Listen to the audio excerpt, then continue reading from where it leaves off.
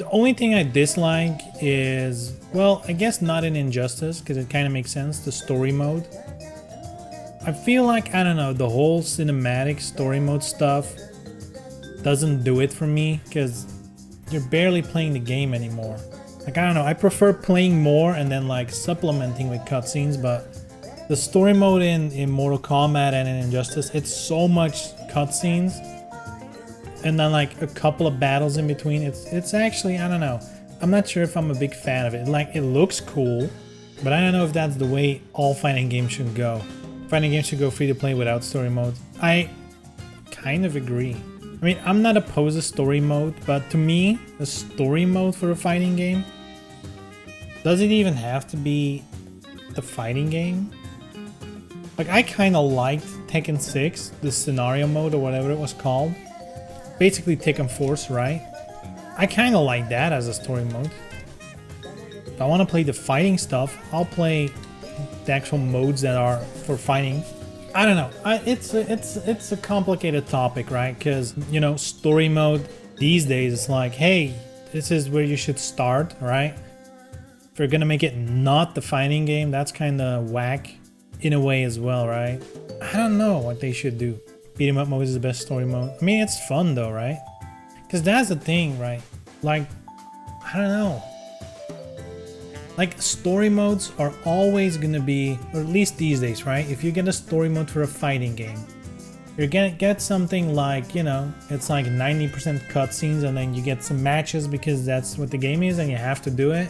And it's basically an introduction to every character. So basically the story mode is like an introduction mode. And that's, after it, you can get to the rest of the game. Or you do something like scenario mode, and you get something different for story, and so a reason to keep playing it, like to upgrade your character and whatever. But you're not playing the fighting game. Like, you're playing a totally different game at that point. So, I don't know. You can't play a fighting game that's lend itself to story modes. Either just have a bunch of fights and the story is really short, you just want cutscenes with hardly any gameplay, or do something semi-unrelated to the real game. That is true. And the thing is, the funny thing is, like, a game like Injustice probably can get away with it a little bit more just because of the, you know, the subject matter, the lore. Because that story is about fighting. But I don't know, yeah, most fighting games is like, there's a tournament, they're all fighting at the tournament. Yeah, I don't know what the best way to do a story mode in fighting games. To be honest, I wish there weren't story modes in fighting games. I just wish it wasn't there.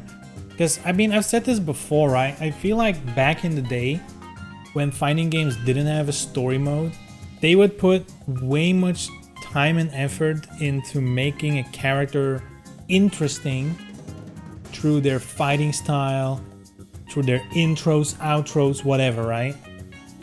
Like, it has to be in the game. Look at, for example, things like Overwatch and shit.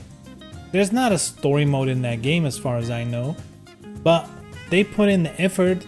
Like, their characters are very specific, those characters in game. And, you know, you're gonna get like a fucking, you know, a little trailer when the character releases or whatever. But I don't know, it feels like if you put the effort into that rather than a story mode, because that's how it kind of feels these days to me. Like, they want to put everything, you know, of personality of a character in the story mode, and then there's just nothing of it like in the fighting game itself, and that kind of sucks, at least to me. I'd rather have whole arcade endings back. I don't know, that's like, that was cool back in the day, but now I don't really care for that either. Like, do you really care for that? Like, if they release, I don't know, fucking DOAX 7 or whatever, right? Or Tekken 8, and they're like, yeah, there's arcade mode, beat it with every character, and you get like a little cutscene. Is that something you're really gonna go for? Not me, probably. That used to be cool, but not anymore.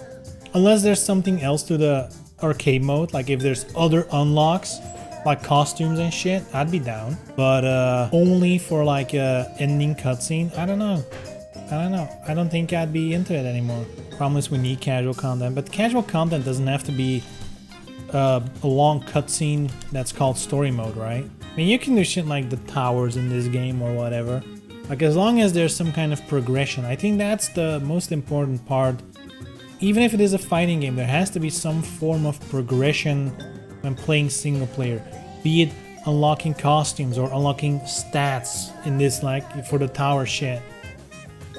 Something like that, I think, is more important than like, oh, you unlock a gallery picture. Like, alright. Because that's another thing, right? These days, if you want to see the gallery images or the gallery movies or whatever, you know, 9 out of 10 people are gonna hop onto YouTube and just watch it there. I don't know, I think you can perfectly, you know, make a fighting game, have good content, like offline content, some kind of progression system, shit to unlock, whatever, right? That keeps it fun, that keeps like a goal ahead of you. In a perfect world, figure out a way to teach fighting games through that progression, right? Through that, so that when people are progressing in the single player doing shit, they're actually learning strategies, learning whatever, right?